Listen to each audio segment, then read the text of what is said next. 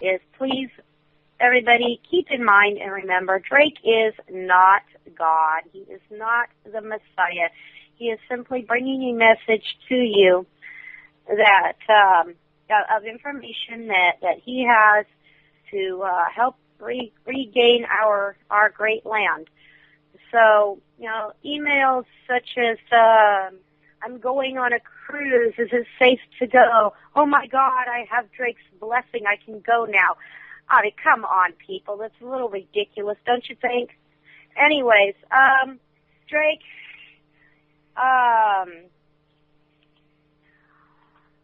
we want to clear up a bunch of stuff that went on, and I guess there was an interview done, or at least a blog written over at what is it, Divine Cosmos? No, what's that site? I don't even know that site because I don't go there. Project Camelot. Yes, Project Camelot.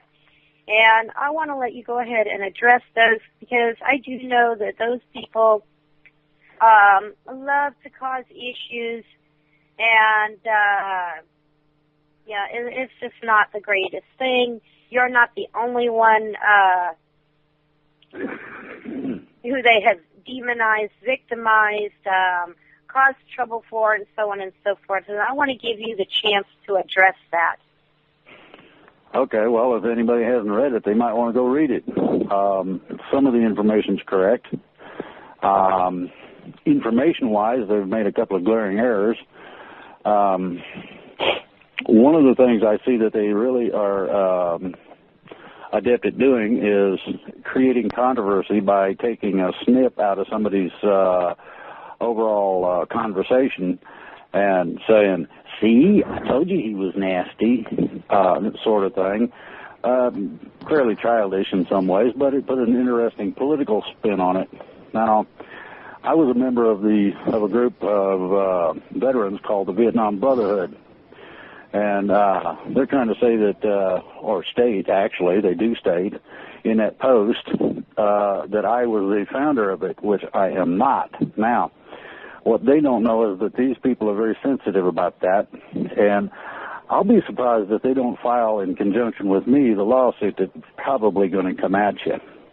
The second part of this is where they accuse me of being an Illuminati, and I really take issue with that because I'm not a baby torturing thingamabob that most of the Illuminati are. They accuse me of this because I, at one time, was affiliated with a group known as Royal Order of the Royal Dragon. Now, anybody who's done any homework, listened to anything, and paid attention at all, has heard of the White Dragon Society. They have heard of the families. That's what this pertains to. It does not have diddly squat to do with the Illuminati. The Illuminati won't go near those people for one fact. There are orders from the higher-ups in those groups to dismember them on sight. And I guarantee you, I know a few of these people, and they are very much capable of doing just exactly that. Now, I asked to post on the website as a response to what they've posted. I had to register so that I could post. It takes 3 days to a week or so, or whenever they feel like it, to authorize my capability to post on that website. Okay? Well, the problem with that is that when you come out with intentionally misleading and blatantly false, knowingly false information, and you broadcast it on a website that covers areas that go across state lines, it's not a local defamation of character, traffic ticket deal. It goes to federal court. Within the realms of the federal government, which I don't like very much anyway, but might serve a purpose, there are things called terrorism that I don't think you want to deal with in terms of that website. And some of the things that have been posted, some of the things that have been done there recently under its present management and control are such that both cans of worms are open, both the litigation and to the summary removal of the website for activities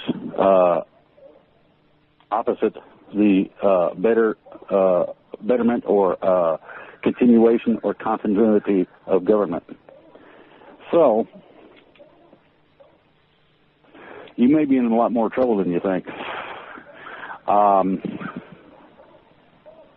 I have not considered yet whether I am going to take these actions. I'm considering how and to what extent I want to take it.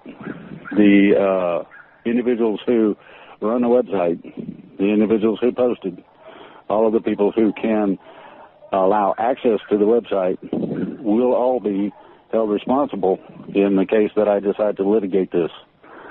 I'm presently seeking the advice and counsel of some legalists who are some of the finest in the world, and we'll see what their recommendation is. One of the things that I will not tolerate is that type of fun and games. I do not propose to retaliate any further than this, if it's made available. And that is that I'm allowed to post corrections to that website on that specific proposition. And without the I think so and maybe we'll think about allowing you to post part of it, as the admin that I talked to via email expressed, and a permanent attachment to that particular post of my counter proposals to what was posted. Now, I have talked to a couple of people, and they're having a little trouble correlating Loyal Order of the Royal Dragon with the Dragon family. This goes to a secret society, royal bloodline, that are the ones who kept the collateral accounts safe. Now, that's pretty awesome if you think about it. This is what we're fighting against the present economic system about. These people have been stealing, leveraging, borrowing from these collateral accounts for years. Not only do they owe that, but they also owe a per annum fee for portions of the allowed usage of those collateral accounts. At this point, they cannot pay. Well, the problem with the combination of that is that the Illuminati would love to get their skinners on those accounts, simply so that they can continue to suppress the people. And the efforts of the website tend to show that these people seem to like that idea, or they would not denigrate someone without doing research. Now, the research is simple. Anybody's got a computer can look up the Vietnam Brotherhood and see that I'm not the owner. They don't got one. And I was not the founder. I joined long after they started. Number two, anybody with a computer. And, you got to be able to type a little bit, like LORD. When you put that into the computer, the Royal Order of the Royal Dragon, look at the Royal Dragon Society, and then you'll understand. Because it is a loyalty oath to the morality involved in the lives led by the people who were responsible not only to, but also for other people, for their betterment, to make sure their lives were not too unbearable. And this was done in a variety of ways, and has been for thousands of years. So you have denigrated the dragon families and the people associated with them in this process. I'll be in touch with them in the next couple of days to find out what they want to do about it. Now, whether they take this personally or decide to do this publicly, I don't know yet. If it's a public decision, then this will probably go through the courts. If it's a private decision, you might as well pack your bags and leave town. And that's basically where this sits at this point. I'm not personally going to address this other than officially from now on. By officially, that's either through the courts or attorneys, attachments, etc., and things of this nature. And this is, as I said, when somebody tries to put me in bed with people that torture babies to death because they like to hear the squeals, it turns them on when they hear that noise, I don't take too kindly. And those people responsible, from my point of view at this point, should be held responsible for what they've done, and I intend to see to it that they have a price to pay for their actions. And that's basically what I've got to say on that subject. Deatra? I'm here. Sorry, I mute myself out when you're talking. Okay. Anyways, yeah, that's pretty good, and I know that I'm glad that you addressed those. I know that Dave had a bunch of questions, or at least that's what has come to me through the pipeline. So I want to give Dave a chance to bring up what he wants. Okay. Dave? Right now I'm working trying to get Bill Brockbrader in here. Okay. But he's having problems.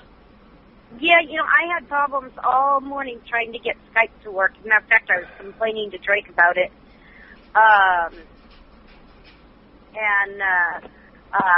It took a complete restart of my system, and when I did that, it even wiped out my password.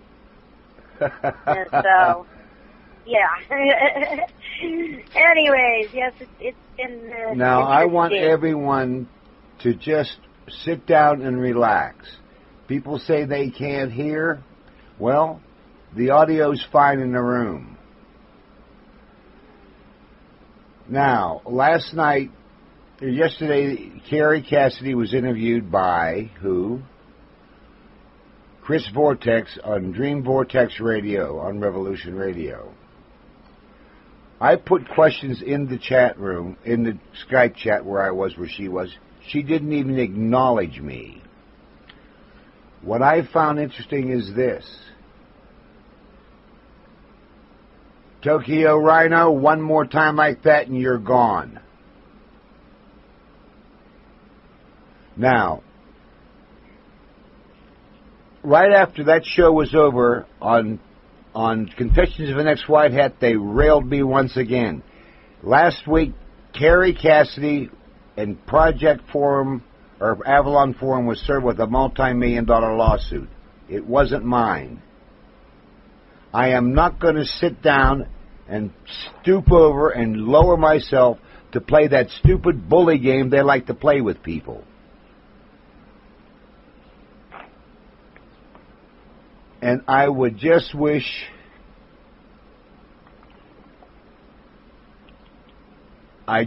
people in the chat room would sit down and listen.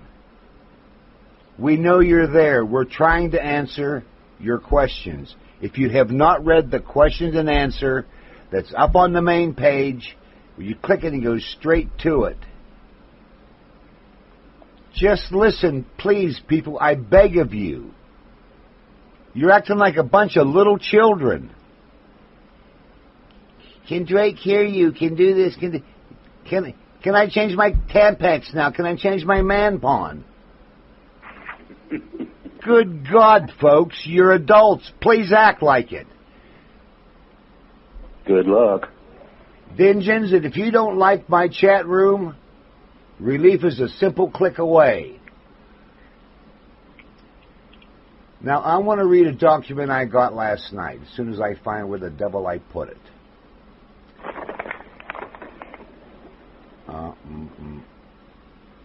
Anyways, Drake, go ahead and talk for a minute. Let me find out where I'm trying to find this document. I put it in a conspicuous place.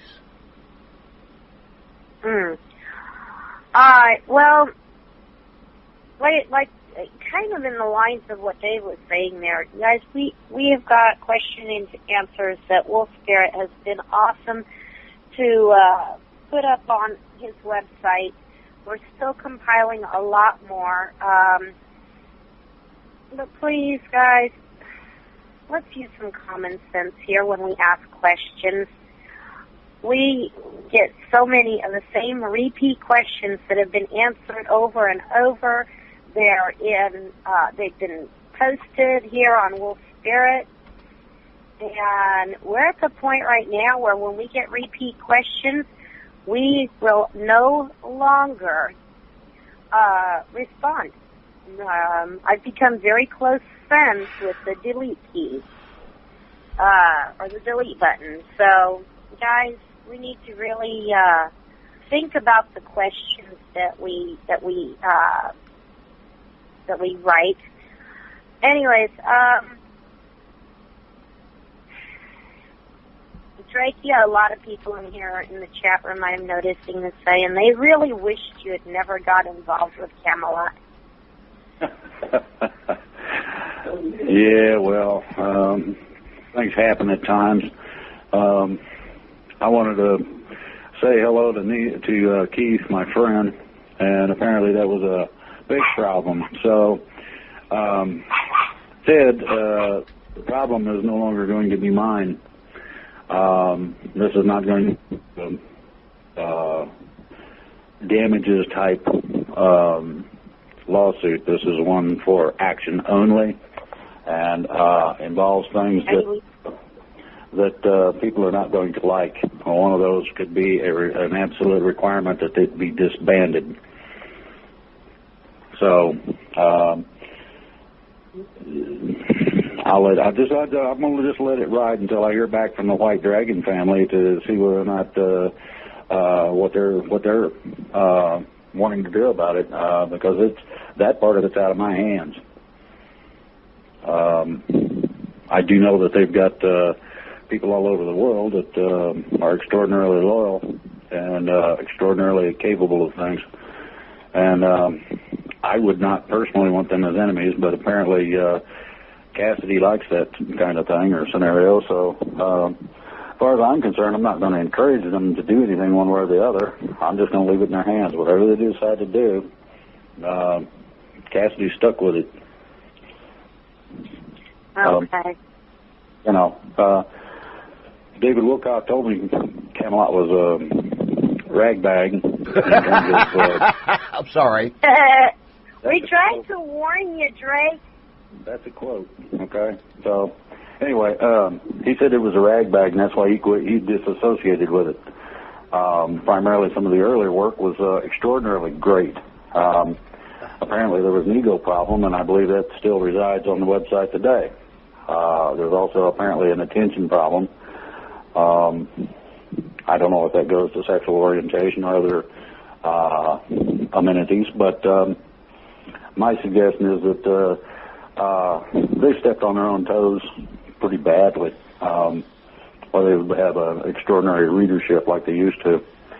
The things of God prosper, and those things that aren't of God tend to wither away and die. A house built on sand, great is the fall of it. Well, it's good to know that somebody has offered a multi-million-dollar suit against them. That hopefully will clear some of the fun and games.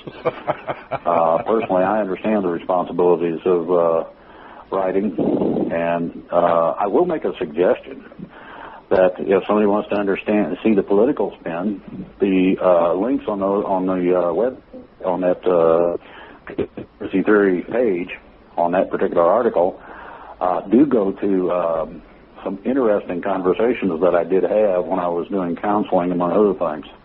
And they're very accurate. They're apropos to people who are looking for answers. A lot of that was done on the Humanity Healing website, which is basically a spiritual website. It teaches you what the spirit is, how to access it, and how to be more like you're supposed to be, which is pretty awesome. And they do it in a very nice, I don't know, you feel like a little kid enjoying sitting still watching something of interest when you're in there. And they've got a lot of good, really good people. I was offered to be a permanent part of that, but I moved on to other things. Now I'm here, and the fun still goes on at one point or another of some type or another. I get a lot of advertising, and even the bad advertising, and even that which is litigable, such as the posting on their present site, to me is an advertising, because most of the comments are positive. Some of those people took the time and trouble to open the links and see the conversation I was having, and then they could see that see a combination of the reasoning and the applied knowledge to what the conversation was about and the individual concerned. Basically and primarily, my job was to offer offer the things that cannot be found anywhere. The, I don't know, keys to the kingdom, secrets of the universe, that sort of thing, which are, it's easy, it's common. You go to that website and they'll teach you how to do the same things. It's not difficult. Everybody can do it. And it's a load of fun when you can walk around and nobody's afraid of you anymore or leery of you just because you're there. It's really wonderful to walk out into nature and not have to worry about getting stung by a bee, bit by a snake, or chased by mountain lions. I mean, it's extraordinary what you learn, the manner in which you fit into the cosmos, what your honest position really is. But a lot of the things to light to me that I had not considered as importantly as I should have. And it helped me, so if it can help me, I'm sure it can help everyone else. I recommend it, put it that way. It's sort of, I can give Deatra, I can give her a real good synopsis. It's sort of like Will Spencer's good health stuff. Oh my goodness, you talk about a change in your life. You start taking that stuff according to what your condition is, and wow, it's just amazing the difference. You feel so much better. And you know that it's not going to go away. It's something you're doing that's, really great. So, right. Now, one of the things I've been stressing lately, I'm going to continue with this. It's called localization. It's called community project. It's called talk to your neighbor. It's called get to know everybody around you that lives around you. The purpose of this is to put everybody in a situation where they can get together and make reasonable, decent conversation. Sometimes you don't have to say nothing. Just go out there, take your hoe, and sit up in the next row next to your friend that's your neighbor and help them hoe a row of beans or whatever it is. There's a lot of things that can be done. Whether you say hi every time that you see somebody, you're glad to see them. Hey, good to see you. Glad to know you got a decent life and you're alive and doing fine and all that. Taking two people, one person is awake and all the rest who aren't, people want to know how to talk to people. You ask.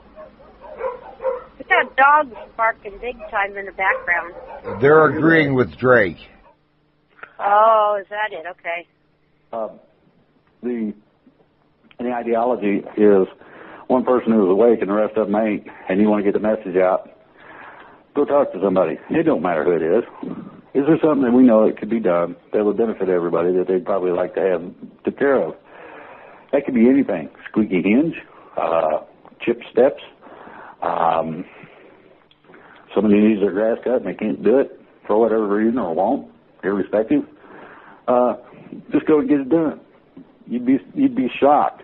All of a sudden you got, instead of you out there by yourself, you end up with 3 or 4 people. Hey, I really want to thank you for doing that. Oh, you're welcome. That's, that person couldn't do it for whatever reason. Maybe they're 100 years old or, got health problems or they're just lazy or they work 7 days a week or, whatever. And they get their stuff took care of. it could be as simple as a ride to the store. It could be as simple as a bag of groceries. That we used to play grocery bag fairy. We'd find out somebody needed stuff. We'd go and fill up a grocery bag full of it and leave it on our porch. Now, it's pretty hard to refuse something like that, and generally, it didn't stay on the porch very long. So, there's so many silly ways that you can have fun. And, say you get a new washer and dryer. You're, well off enough to afford to do that. What do you do with the old one? Do you just have them carted off? Or do you give them to a charity that gives out washers and dryers? Or to somebody that has some funky ones that are really, beginning to eat the clothes? I mean, what can we figure out to do to become the community I grew up in the 50s, where everybody watched out for everybody? You get to know each other, and that happens. Yeah, I remember that type of environment. Unfortunately, it was only at our summer home we went to when I was growing up. But I tell you, even 2- and 3-year-olds could run around, and everybody would look out for each other's kids, and everybody knew where each kid belonged. And I mean, it was awesome. I mean, everybody was just wonderful. Now it's like, oh my God, I can't go over to my next door neighbors because I'm so afraid of him, but yet I've never met him. It's like, oh my word. One of the things, you're talking about community and county, and I know that you've done shows addressing the military and so on and so forth. But, Drake, let me ask you, I've been thinking about this, in regards to community and all. And one of my concerns is that we're going to have militia people that, for instance, a friend of mine knows that there are at least 2 that are in her local area, but she doesn't know who they are. Now, if the time should come that those militia people are going to have to take up arms, who's to say that, because nobody knows who they are, who's to say they're not going to go in to defend your neighborhood and they're going to get shot because Joe Blow down the road thinks he's a gambler or coming to rob him. I mean, to me, it would seem that in this community and getting to know your community and your neighbors, that it would be a good idea for our militia to get involved, go to the, maybe even host themselves some kind of a little get-together so that their neighbors will know them and trust them and won't be afraid should the time come that they have to take up arms to defend their neighborhood. That's something I've addressed on several different websites dealing with the militias, that they need to introduce themselves so that they're known. One of the things that also helps is that these guys that are protecting their castle, the castle doctrine, you can blast them right back out the door kind of thing, is all well and good in some ways, but these people can also be a great asset to the militia and to their community or neighborhood, simply by being posted in the right place with their gun. Mm-hmm. I mean, that adds extra security back up to the militia. The militia then can interface with the military or federal marshals or whoever. You get enough people together. They're not the greatest thing on 2 feet, but they're a good shot. That's sometimes all it takes. Put them in a position where they can, if need be, defend the neighborhood, defend infrastructure. I mean, and I've also, at the same time, advised the militias, as I say, to do these things. So, yeah, that's definitely a part of what I've been expressing. So it's not something I've been overlooking. It'd be nice to have more people understand that this is something that has been being worked on for a number of years in terms of setting us free. But the problem with that freedom, all along with it, comes a great responsibility. And the responsibility looks right back at you in the mirror. Your leader looks right back at you in the mirror. So if you can lead yourself to be as the as common law says, where you don't damage people or property and you don't go out and harass them, where the morality is, how would you like to be treated, and you treat everybody that way, you're going to eliminate 99% of the problems. There's going to be some hardheads that refuse to entertain any ideas, and it doesn't matter what the idea is. They're going to argue about it. Well, some people are like that. I think we ought to parachute them over to our enemy countries if there's any left after all this comes down.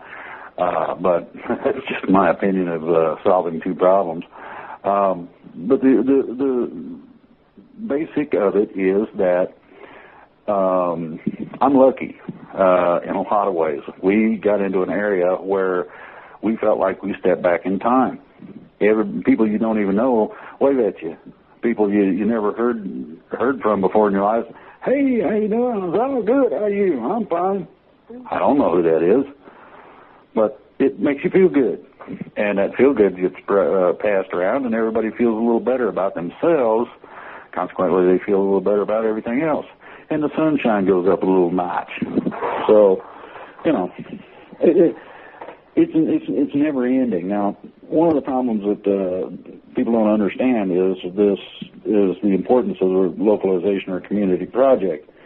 This everybody's clamoring. Oh, when's the arrest? When are they going to take out the bad guys? Well, it's soon. I'm not going to give you a date. The dates I've been given on anything have come directly from the military, so I'm going to let them deal with it. The crux of it is this. The basic issue is that they're not going to come down, if they come down as far as governor. That leaves a whole state. Now, they're going to have their hands full with the federal government. There's an extraordinary load of people that work for the federal government that ain't going to have jobs. And the reason they ain't going to have jobs simply is because the federal government, as you know it, as we're familiar with it, largely is going to go bye-bye. Most of it is unnecessary. A lot of it's illegal, et cetera. So that said, now, what are you going to do in your little podunk town, in your little area where people have decided to settle, in order to make sure that also is straightened out? If you don't have a community working together, if you don't have a bunch of eyes and ears, well, I found out he put $3,000 in his bank account. Don't know where it come from. He only gets so much a week. Well, that would be something to look into. And it would be something that you can cause any public official to disclose, whether they like it or not. Doesn't make any difference. Drake, have you got a minute? And in the process, you find out who is and is not dirty. Just that simple. You want the dirty ones out of there and the reasonably honest ones in there. And that, I mean, everybody's got to allow a little bit for a mistake once in a while. But an intentional mistake, that's a little different. So, if you look at all that, I mean, the sheriff might be a great guy, and he might have one deputy that's a little funky, and has been for years, and nobody's really paid attention to it. Well, it's time now to get those people out of there for two reasons. If they're busy doing something other than what they're supposed to be doing, they can't be doing what they're supposed to be doing. You can't do 2, 3, 4 things at the same time unless you're crazy, like some of us are. We try to do things 3 or 4 things at a time. I was balancing 3 phone calls at the same time here just a few minutes ago. And that's fine. I got information. I got some things accomplished, and I had to cut some things a little shorter than I'd like, but we're here, and and things are getting done. So what you got to look at is what can you do? And I don't mean continue to sit on the couch and get fat either. Where I'm at, they do 2 things up there in the summertime. They cut grass and drink beer, and that's about it. And I got to figure out how to make their lawnmower quit running so they'll give them something to do, and make sure the beer's warm so they want to drink it. Drake, have you got a minute? Wow. Yeah. I'd like to whack him. You're whackaming me? Well, hi, Bill. Come in and say hi. Hey, everybody. Just to break in real quick and let everybody know that we have working very, very hard to get this video uploaded. But the strangest thing, every time we try to upload it, we get knocked offline. So we ended up going to an internet cafe to get the upload done, and it seems to be working rather well now. Crazy. So I just wanted to get in here and say, Drake, you know, hate to tell you this, buddy, but it was getting harder before it gets easier. And I want to tell everybody that's listening that this is not the first time that Kerry has attempted to corrupt credit good information and good people doing good work. You know them by their works. And if Kerry doesn't want the good information to get out and wants to discredit the people doing the good work, well, you know, it speaks to who she and what Project Camelot's all about. There's nothing you can do about it because there's people out there that make an amazing living at doing this. And unfortunately, it seems like Kerry and her ego seem to get in the way of the changes taking effect. And I found this out back at the end of January when I was dealing with her, and now it seems the nameless, faceless people on the internet have their ugly head again and are attempting to distract from what really needs to happen. And I want to say, Drake, you know, I feel for you. I've been where you are, and I know how it feels. But don't let it get you down, because you can fight through this just like I have and continue to put out the information. And the good people, the people that want the changes, the people that are going to be mired down in fear their entire lives, just like Kerry wants everybody to be, will listen. And when changes start to happen, everybody's going to know the truth and who's on what side. So, you know, just keep chugging along. We need to unplug here and get to somewhere else, but I just wanted to pop on that. So we'll talk later offline, but Greg, keep up the good work. And I'm sorry for the bull, but the bull is part of the game. Yeah, I know. I hear that, Bill. And I thank you so much for calling in. I'm really, really happy that you did. You and I had a little bit of a talk about this yesterday in private, so. Yep. I really thank you for being here. But let me ask you, a lot of people are asking about your video, and we've even been getting emails. Where's the video that Bill promised? And we're like, that's not our job. For the past 36 hours, been attempting to upload it to YouTube. Every time I was in the middle of the upload, the internet connection, something happened to the upload and it would drop off and we'd have to start all over. And it's been more than a little frustrating for us. But we've switched internet sites, so that seems to be working now. So the videos are uploading.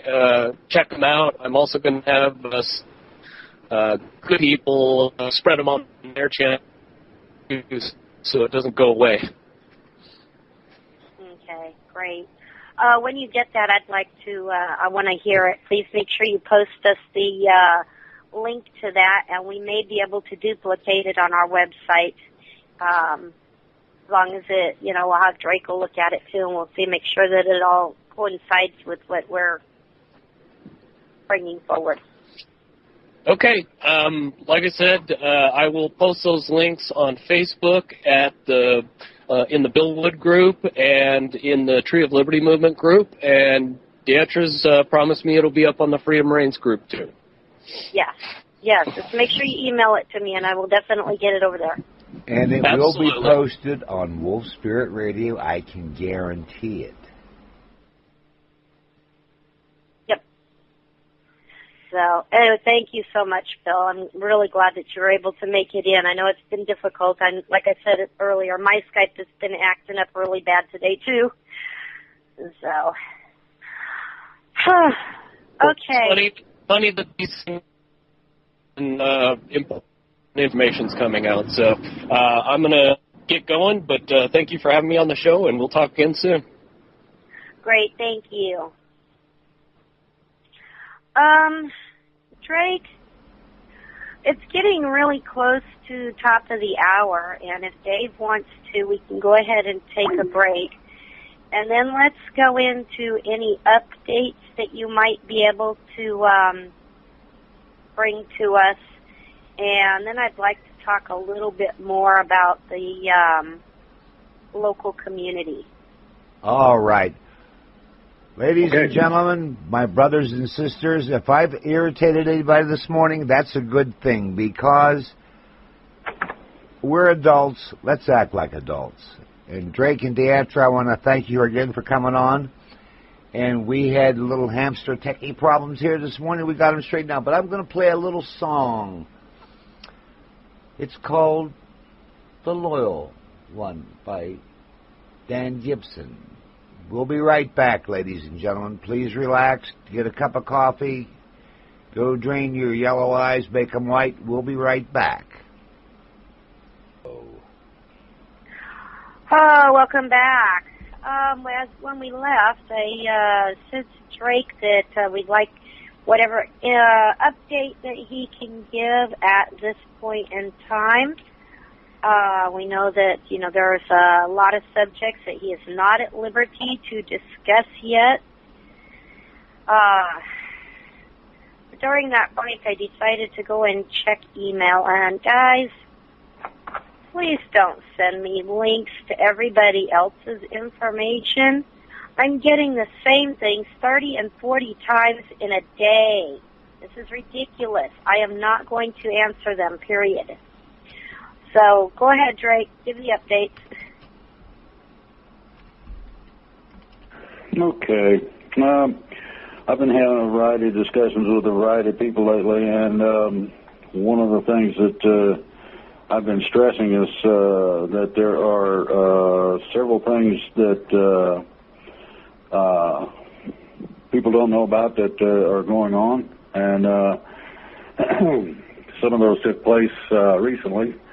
One of those was the liens against the banking system in Europe. Another 6 of those on banks, and the Bank of International Settlements. Now, the interesting part about this is that the legalities involved in this are basically set. There's a second and third part to that. The secondary part of this is coming in the near future. I'm not sure exactly when. I refuse, even if I had that information, to give it out, simply to protect the people doing it.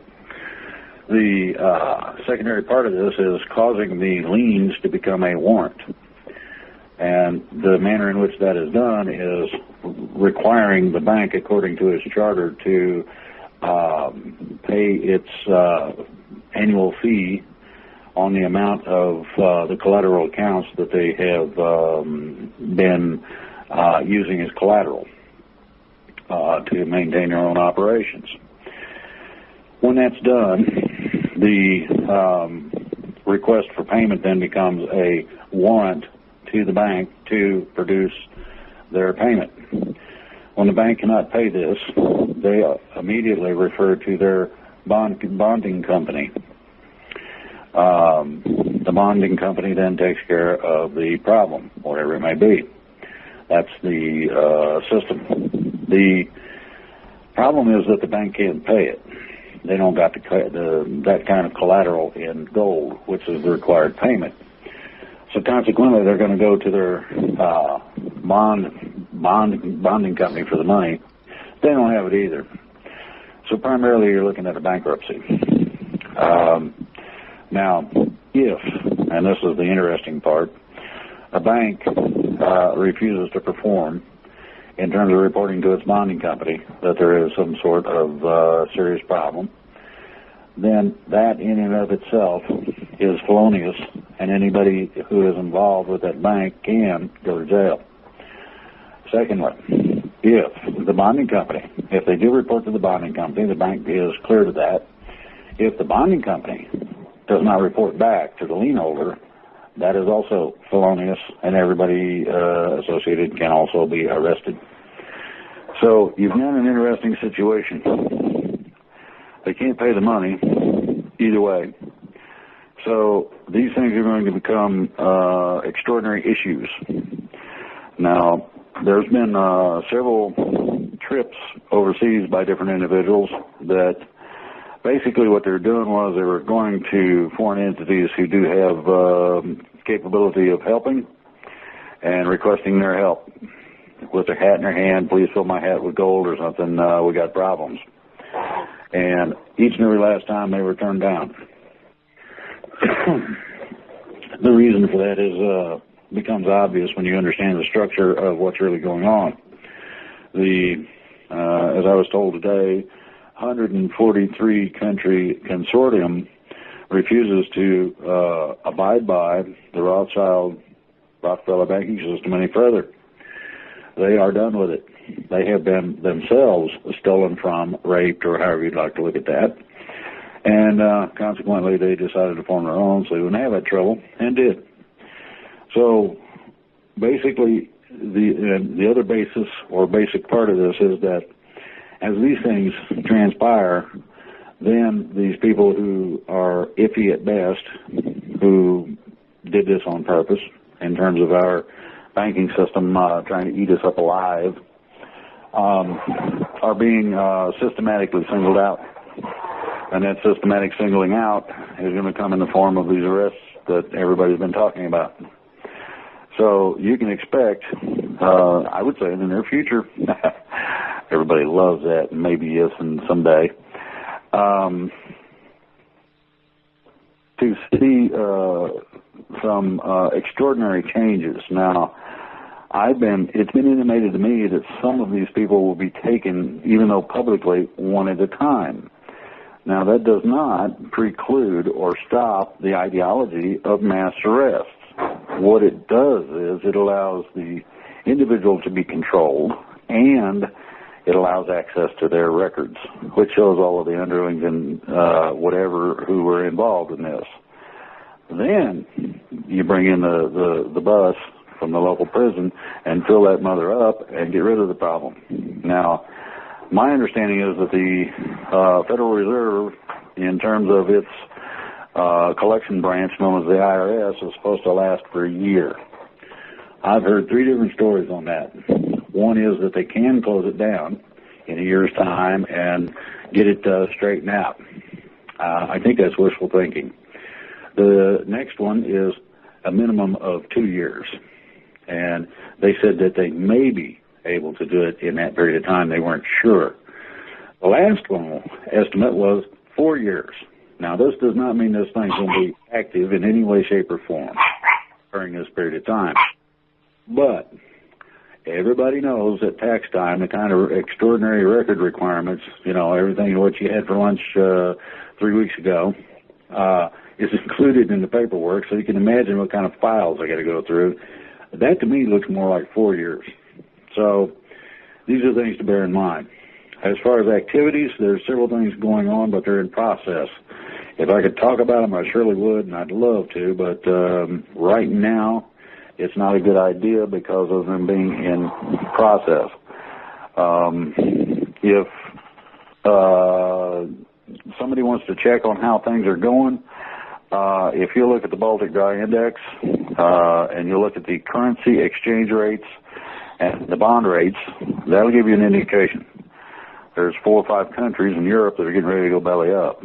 You think Greece is bad? You should see these guys. They're broker than Greece. Now, Greece, I understood, got stuck with credit default swaps.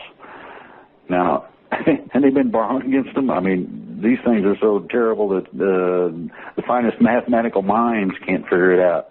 Rocket scientists asked exactly how it was supposed to fly, among other things. So you look at something that's that ridiculous, and you go, yeah, right. Well, this is what their treasury's got in it. Now, if it was me, I'd be selling it. I'd be making the banks buy it back.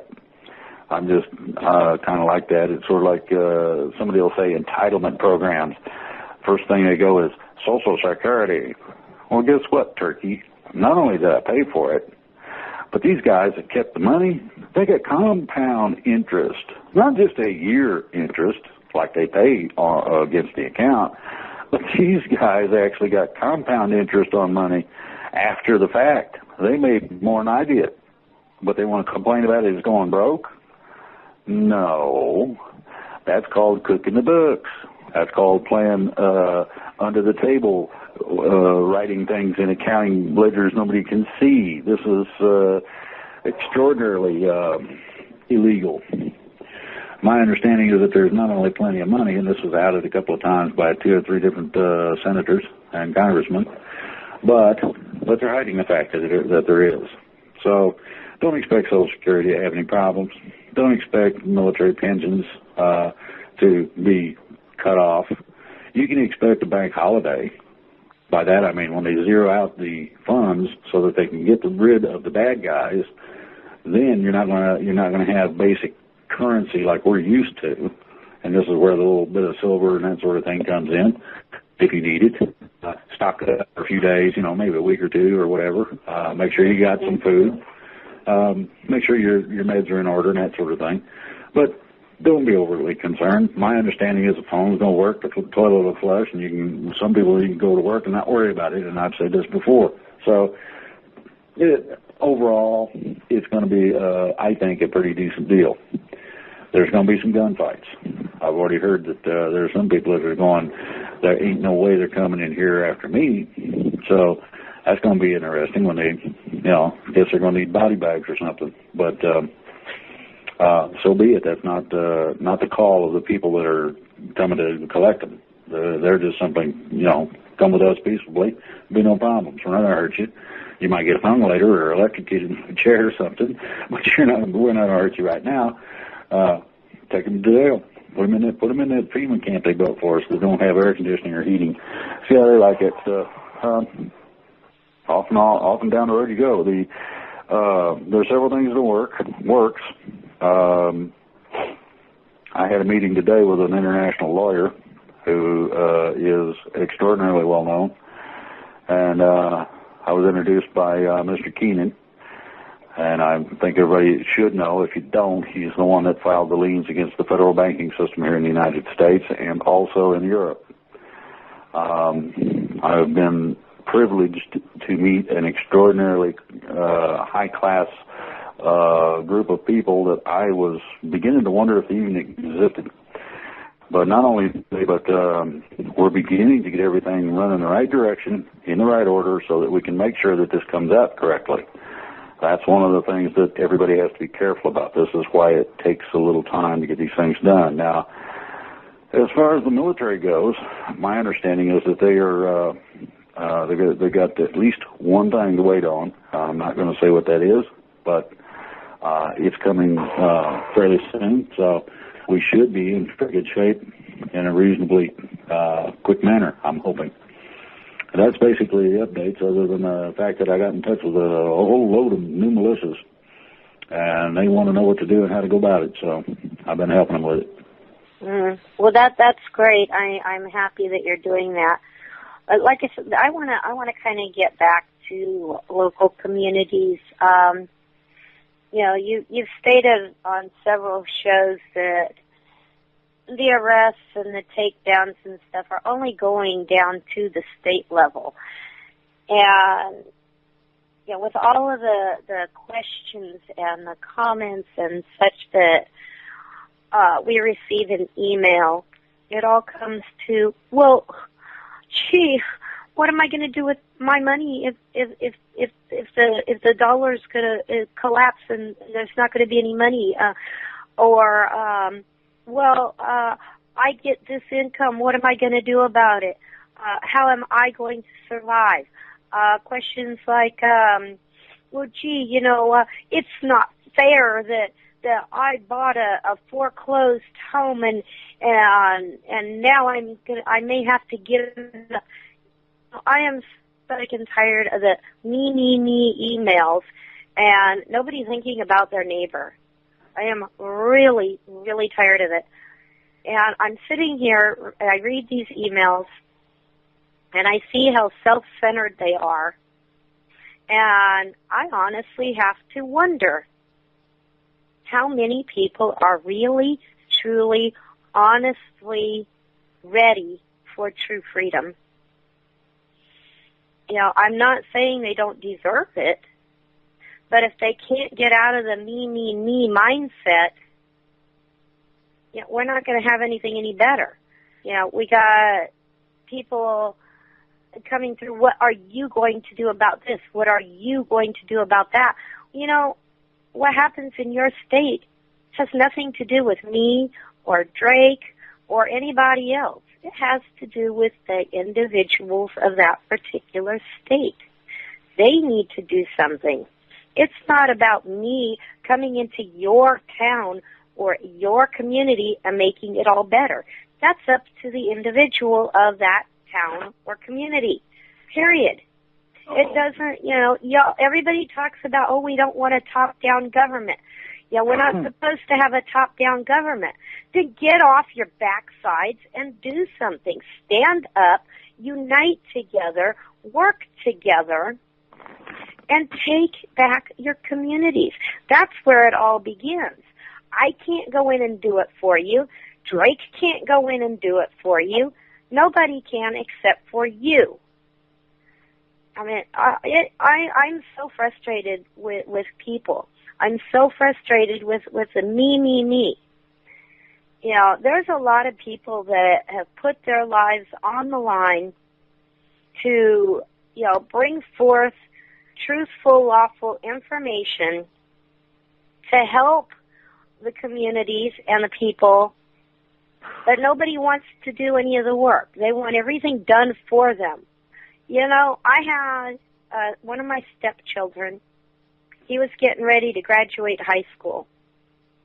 And for a whole year, he had one project that he knew in his junior year had to be completed in order to graduate. That child, a week before the paper was due, I sat down with him to make sure everything was in order and that it was complete. Spent hours and hours and hours doing this.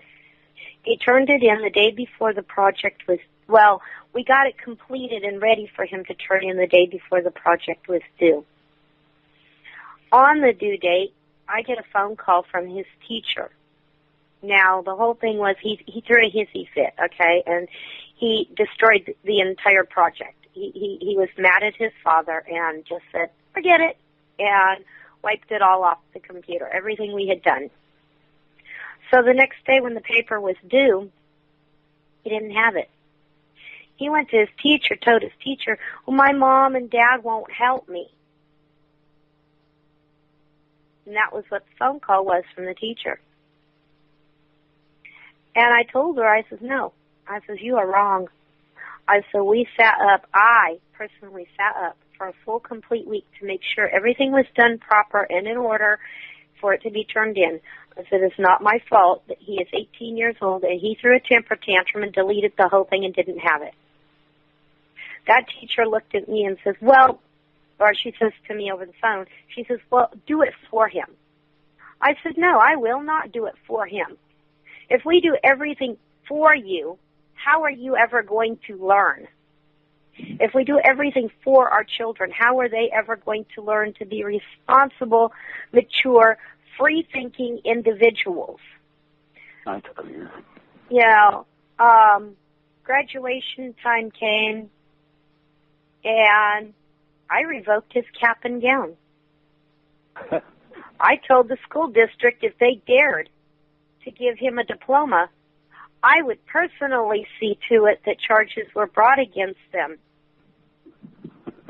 This boy knew the requirements, and he chose not to do it. He was 18 years old. He still lived at home. He did not complete the assignment, which was a criteria for graduation. He did not get his diploma on graduation day. He had to complete that entire assignment.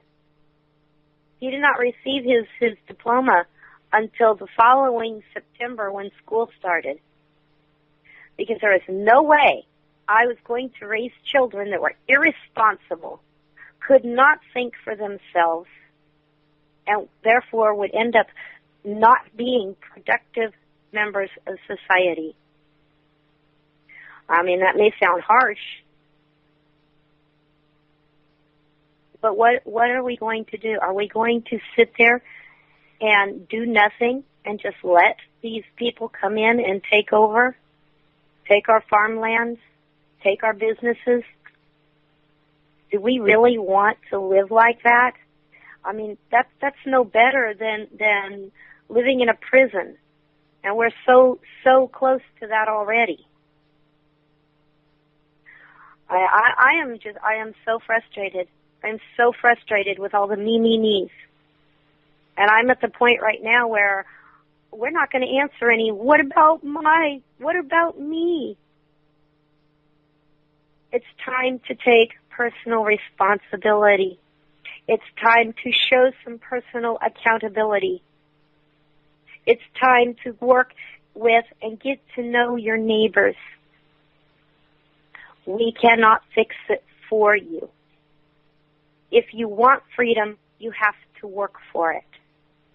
We spend our childhood learning the do's and don'ts that our parents teach us. And unfortunately, a lot of us, our parents were lied to and deceived. I know I have my mother who is raised up in the flower child, love and peace and da-da-da. But that didn't teach me any responsibility. I got a crash course in it when I started raising my sister at age 5.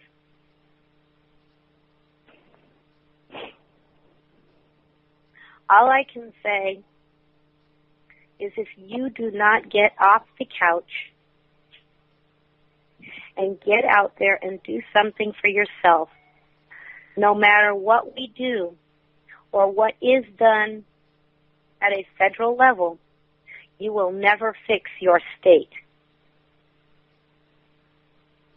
And I think I'm going to get off the soapbox for now.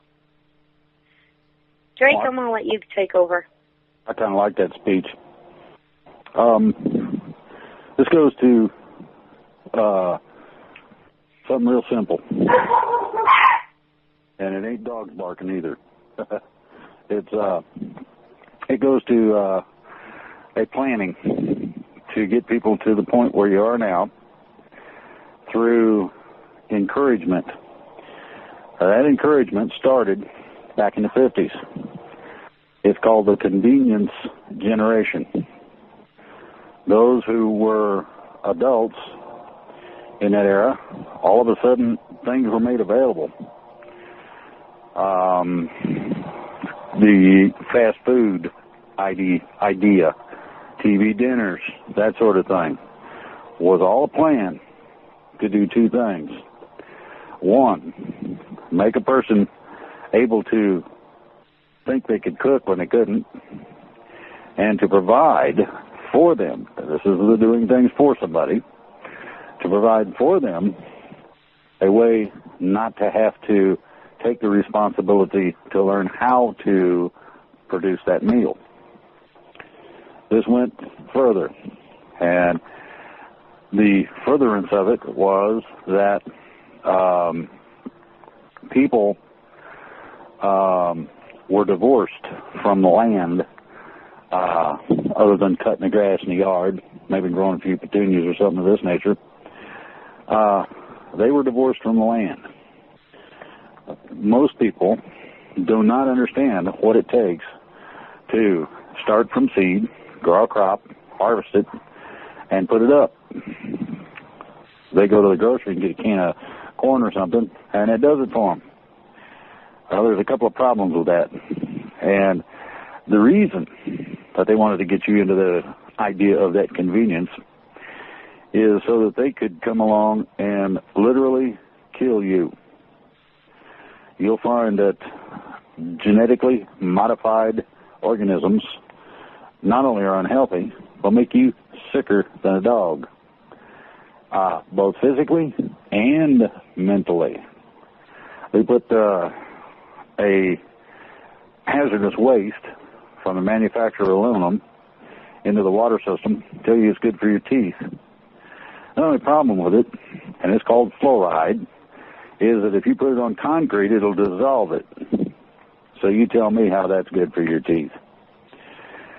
Then they got this other little fun and games thing. A lot of people have gone to drinking soft drinks. Coca-Cola, in case anybody out there don't know, was designed as an engine degreaser. Now, would you think about that real careful, like? You can take the Coke today and clean a battery with it. You just pour it on there. It cleans it right off, just nice and shiny and pretty. If you pour enough of it on a greasy engine, it'll also take the grease off that engine. What do you think that might be doing to your pipes? Do you think it might have an effect on your plumbing? There's questions here. Now, I'm going to ask everybody what they're going to do. And the reason I'm going to ask this question is drive home the point of learning to be self-sufficient a little bit. That includes growing a garden, learning how to can. That includes learning how to lay up things in advance, because you know you can't grow a garden in the wintertime, so you're going to have something to eat, so you learn how to can it. Canning ain't easy. It's a chore. It's work. Same amount of work it takes to put that stuff into a can as you get at the grocery, basically. They just do it on an industrial level. Everybody says processed foods are bad for you. Well, they are. They heat them too much. They take out too many nutrients. And sometimes they mix in what's called genetically modified organisms. So, what you're getting at the grocery may or may not be something that you really want to eat. It may or may not be something that the cat or the dog would turn their nose up at, because they know it's not good for them. They can sense it, they can smell it, they can tell. So, where does that leave us? Okay, those of us who are ready and are prepared and have been doing this work are in search of the people who would like to maybe at least, okay, and this is the very least, understand what is going on, their present situation, the structure of their government, to such an extent that they can, on a local basis, address the problems. What are the problems? You ever notice that your taxes always seem to go up and never go down? Did you ever seem to notice that wages have a tendency to go down and cost goes up? That's all planned. These people are doing you a number. It's not something that's difficult to realize and recognize. What's it take to make carrots? What does it take to make potatoes? Do you have farmers around you who raise beef? Or someone close to, say, a city where you do? Now, if you're in a city, don't tell me you can't, because you can go online and there are wall gardens where you can actually grow stuff up a wall, and there are what's called vertical gardens where you use mirrors and you stack the box gardens one on top of the other, and in a very small area you can grow a tremendous amount of food. To go along with this, I've been trying to stipulate that you're going to have interruptions. And I'd like to know where you're going to get your carrots and your potatoes, or your meat as far as it goes, if the interruptions have anything to do with transportation of groceries or fuels. In other words, what happens if the gas station don't get its delivery like you're supposed to? Well, a lot of times they'll shut down, or you have a bag over the handle on the pump. You find out they don't get enough gas. So then you can't even go to a grocery at a distance, maybe, and get some food. Now, I've been through several disasters. When I lived in Florida, they were called hurricanes. Believe me, a hurricane does a number on things. It's about the same thing as having a bunch of tornadoes go through all at once. And there's tornadoes and hurricanes, so you get a double whammy. But here's the cool part. I knew one was coming. We plotted it, checked it, looked it over, checked the currents in the ocean, and decided to figure out where it was going. Well, it was coming pretty much right at us. It did a little loop around southern Florida and came up on the west coast of Florida, headed right at us. And I thought, that's interesting. Well, knowing 8-10 days in advance, my landlord and I had laid up groceries. We went and bought some 5-gallon gas cans and filled them up with gas and had them sitting on the porch. We was ready. So, just for the fun of it, we decided to go down and watch because we knew everybody would go nuts. We went down to Walmart. It was a superstore now. I want you to remember that. And we got on the very outside edge of the parking lot, got to where we could see everything and sit there and watched. It took them exactly 45 minutes. And then all of a sudden the crowd started disappearing. I said, let's go take a look. Went inside there, and anything, even some things that wasn't decent to eat, were 99% gone. They might have had 15 or 20 cans in all of their shelves. They might have had 1 or 2 things that looked like they might not be fit to eat left in the meat department. And that was it. All the water, all the batteries, all the flashlights. Yeah, they did all that stuff. All the boots were gone. A whole bunch of clothes. They cleaned that friggin' place out. 45 minutes. It took them 3 weeks to get their next truck to resupply that store. I want you to think about that. 3 weeks. There was a lot of hungry people beginning to go to several of the local food pantries, churches, Salvation Armies, you name it.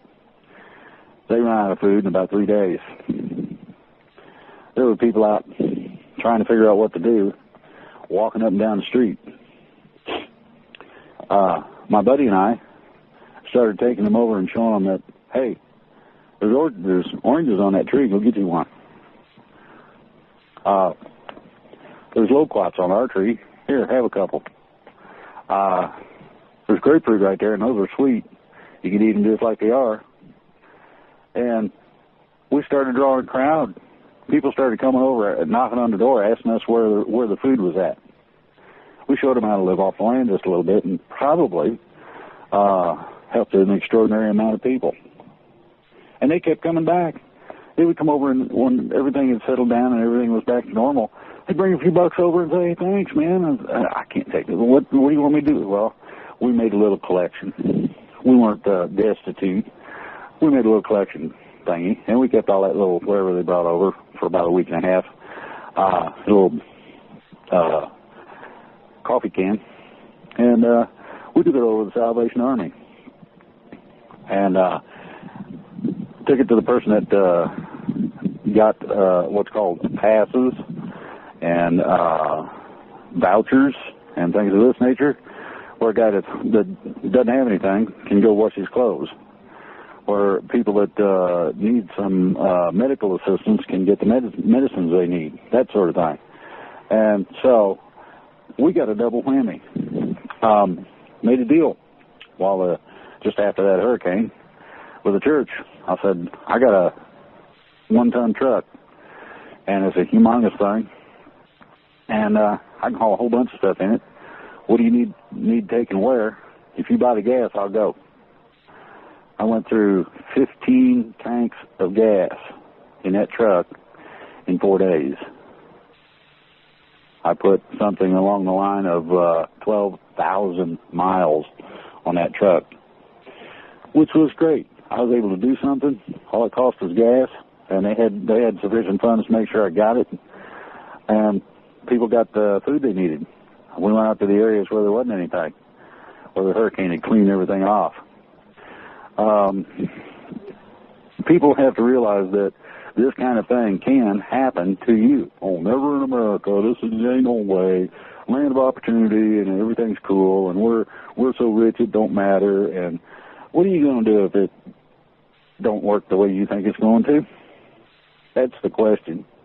And I want you to look in the mirror and think about if you're responsible for anybody other than yourself, or even just yourself, what are you going to do if you get hungry and you ain't got no food? What are you going to do? You're going to waste away and starve and, on the couch? Is that how it's going to work? I mean, this is a possibility in some areas. One of the reasons I have been in touch with the militias is to do two things.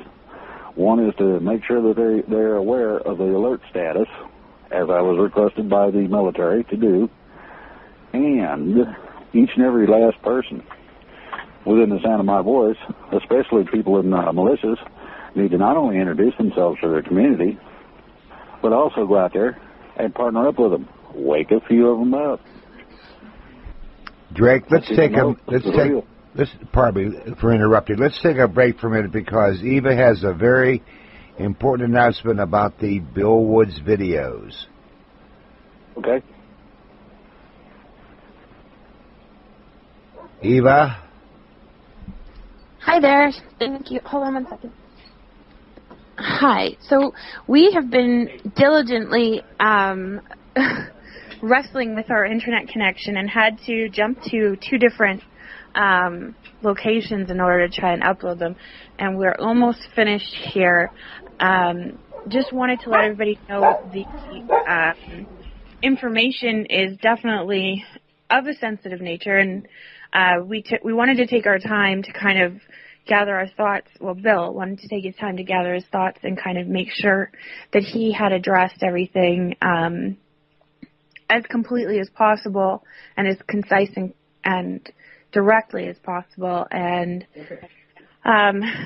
so it is an hour and 20 long video that we're having to now break into chunks. So there'll be multiple, like part 1, part 2, part 3, part 4. And it is information around specifically one person. And it leans towards the category that Drake had mentioned, that there are some people who the general public would expect will be arrested, and that in fact all along they've been kind of playing, kind of documenting and gathering information so that when this day and age came, there was actually some clear documentation that could be put behind allegations around who is and isn't needing to be held accountable. So it's very impacting information, and definitely a message that kind of caught Bill off guard. So we thank everybody for their patience, and we're really sorry. We're not really set up, bit of gypsies right now, so we're not really set up to handle a large file of an hour and 20 minutes. So thanks again, everyone, for your patience, and I hope that this is reaching as many people as possible to understand that it is coming. It's almost completely loaded. It should be done in I'm uploading the links to Facebook now. Okay, so he's posting the links on Facebook now as we speak. Is that correct? Correct.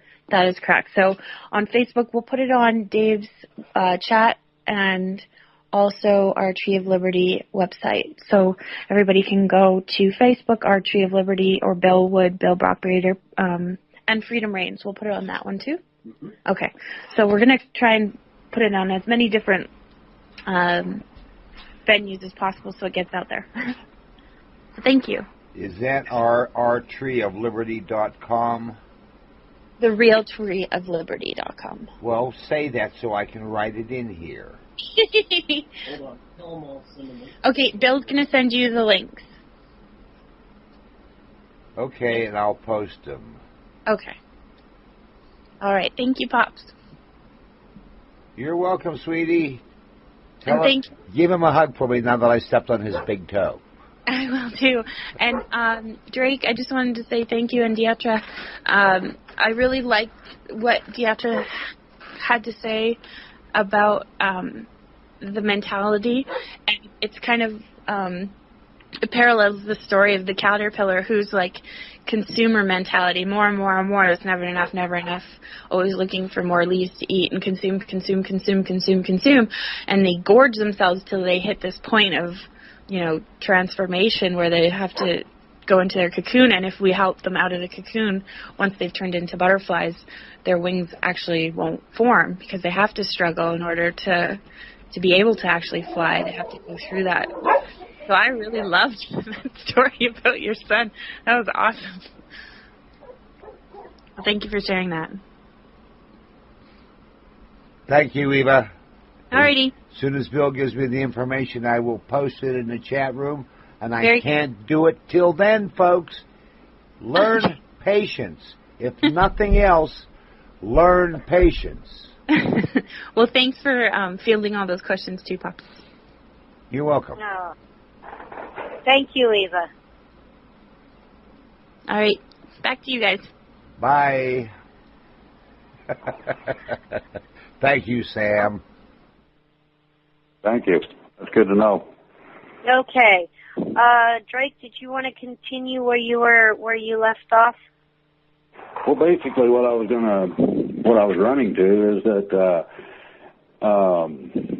there's a little saying. It's called "If it's to be, it's up to me," and I'm gonna, people seem to lack the capability of seeing responsibility beyond their own world, and the responsibility that I see is that for those who are lucky enough to get and hold and have a job, they get up in the morning at a certain time. They get ready, depending on what your routine is from there. You try to get to work on time, do something while you're there, and when you get done, you go home. Now, it doesn't matter if you got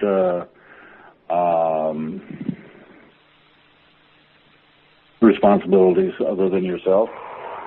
That's not the point of this. The point of this is this.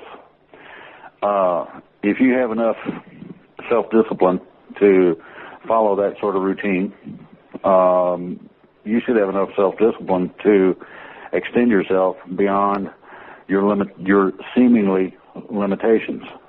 I say seemingly because everybody poses limitations upon themselves according to what they feel like they should be, where they should be, and this sort of thing. One of the basics in psychology is that you are exactly where you think you're supposed to be, both in life, stature, standing, etc. Now, so that leads to one other thing. Insanity is doing the same thing over and over and over and expecting a different result. Mm-hmm. This is a little bit new, and it is different from what you are used to. It breaks the routine. One of the routines is the government gets worse, we get less, and people go hungrier or end up with second cars instead of new ones and all that.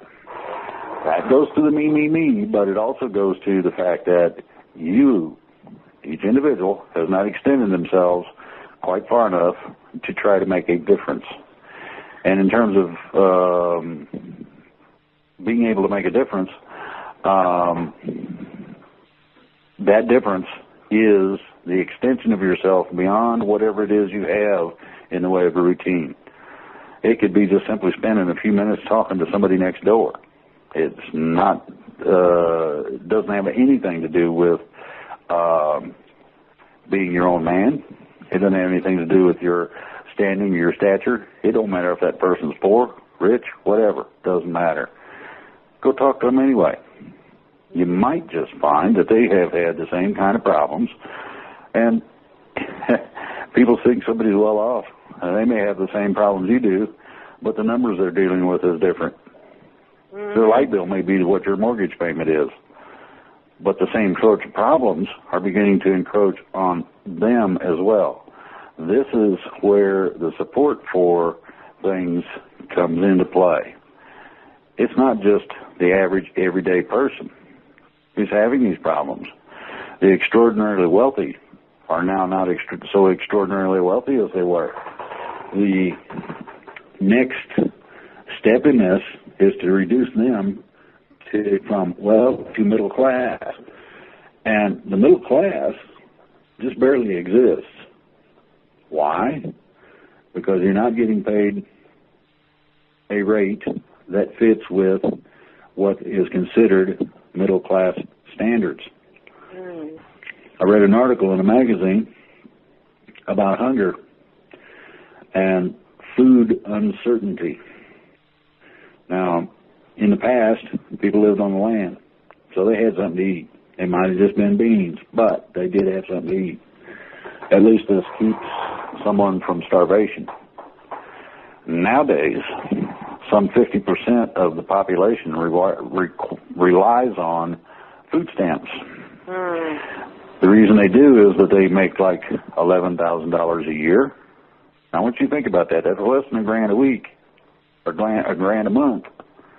That's less than $250 a week. Okay, you tell me how you're going to survive on that. I'll tell you right now, in today's market, you ain't. The median is 22.8, 23.8 for the poverty level. Okay, people who live on farms and whatnot survive on less than that. People who, and these are these Mexicans everybody's so worried about and concerned with, those people who are out there doing the picking make half the poverty level. Now take $11,000, divide by 2, you get $5,500. Well, Drake, you're talking about people that, making the, $11,000 or less a year, and what I raised a family, was raising a family of 4, now raising a family of 3 again, thank God, on $800 a month. Now, we don't have to go on food stamps because we grow and we raise our own food. We also grow and raise enough that we can share with our neighbors that what I don't personally grow, my neighbors grow, and we can share back and forth. So really, honestly, in my personal opinion, food stamps are not even a necessity. And that ought to be testimony to exactly what we're talking about in terms of community. Mm-hmm. People at that level can also eat decently if you got a community involvement. Several neighbors or whatever, they grow a little bit of this, and somebody grows a little of that, and somebody's better at doing one kind of crop than someone else is at doing another. And my goodness, look at that pumpkin or whatever. And you can make pies and custards and pickles and all kind of things out of pumpkin. As just an example. But this is a good example. My grandmother had a small farm. She had enough acreage. She could raise a couple of head of beef. She'd have a couple of calves. She'd fatten them calves up and have them butchered. You got veal. She'd wait until the cow had given enough milk to pay for itself, and she'd have that thing butchered. We was all the time eating really good. And then you, of course, have the crops. She had a garden, and I mean, it was fairly sized. She grew almost everything that we ate. And people, the difference in the taste is extraordinary. The difference in how good it is for you is also extraordinary. But here's the crux of it. You're talking $800 a month, and you're living okay, and you don't got to bother with the government. That's perfect. That's excellent. I applaud you for that. I remember a story. Hold on a minute. I heard a story the other day, and I'm not going to say who, but I heard about this grandma who's got health problems, bad back and a few other things, working with granddaughters to load and unload and install an air conditioner. Now, I want everybody, ladies and gentlemen, to think about that. I want everybody to consider that they didn't have to ask for help. We got it. No problem. This is called extension. Beyond what you're supposed to be able to do in whatever form it takes. It could be that air conditioner. It could be growing crops. It can be coordinating. Maybe you're a master at that. Sometimes you don't even know the talent you got. Somebody will discover it, I guarantee you that. But localization, okay? The idea of it is to give people their deserved freedom. People deserve to be free. They do not deserve to be enslaved. Consequently, what you got is you have a system right now that enslaves people. This is what we're attempting to do away with. Now, as we do away with this, a lot of the convenience that being took care of, the mothering, the chaperone, the nanny state, however you want to look at that, that's going. Mm-hmm. Yeah. I want everybody to understand a lot of the federal government is not even going to be there when this is over. That's the importance of it. The reason being is that is one of the major problems that this country has, both in freedom and having people's needs seen to. That don't mean that you get off scot-free and somebody hands it to you. You're probably going to end up figuring out what it feels like to have blisters from operating a hoe. It's part of it, but once you get used to it, you won't have blisters anymore. And it only takes about one summer, one growing season. I got apples, apple, pear, peach, trees, walnut trees in the yard, and I've been trimming them.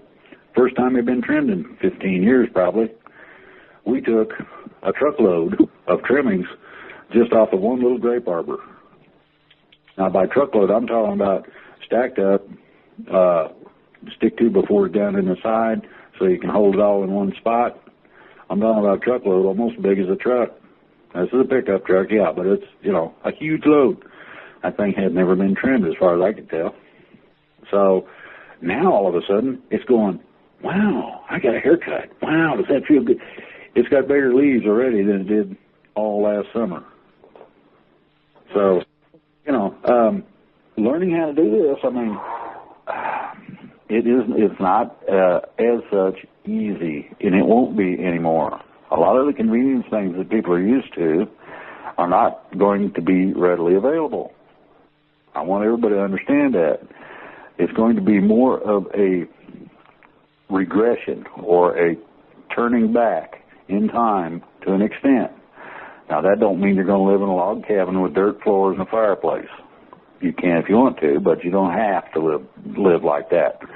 As a matter of fact, the idea of the collateral accounts is to allow people to have at least to have a floor and put a decent hearth in the fireplace, maybe even a cook stove in, depending on what they're up to. Some people find that a root cellar does just fine. It keeps things cool and preserves things for a long time. If you can something correctly, it can last for 5 to 10 years, and you won't have any problem with it. It depends on what you know how to do.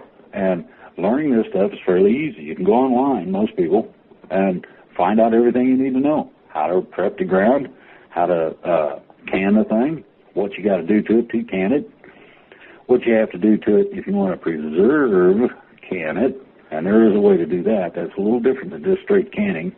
Straight canning is on average good for 2 to 4 years. Preservation canning can go up to 10, 15, 20 years and still just be as good as the day you put it in there. So if you learn how to do this, it takes a little bit of work, but I'll tell you what, fresh peaches, and I mean they still taste fresh tasting peaches in the middle of the winter. There's the basis of it is this. You talk to people, you run across people you don't even think about a lot. Could be somebody, a clerk somewhere. It could be somebody that bags your groceries or rings you up, or that you just happen to meet going past every day. Say hello. Start getting to know everybody. You're going to need these people. Well, Dave, Drake, what about, I've seen in the chat room a lot of people talking about how they grow their own gardens and so on. How much of what they grow do they take to the elderly lady or gentleman down the road, or the person that is disabled that lives down the road? How much do they actually take to that person just to say, here, I'm here and I'm doing this out of a kindness? That's just the question I've been wondering, because I see people say, well, when the time comes, I'll be ready. But what are you doing now? Are you doing this? Are you, picking a few extra tomatoes and taking them to that person down the road that can't or is probably on a very limited income.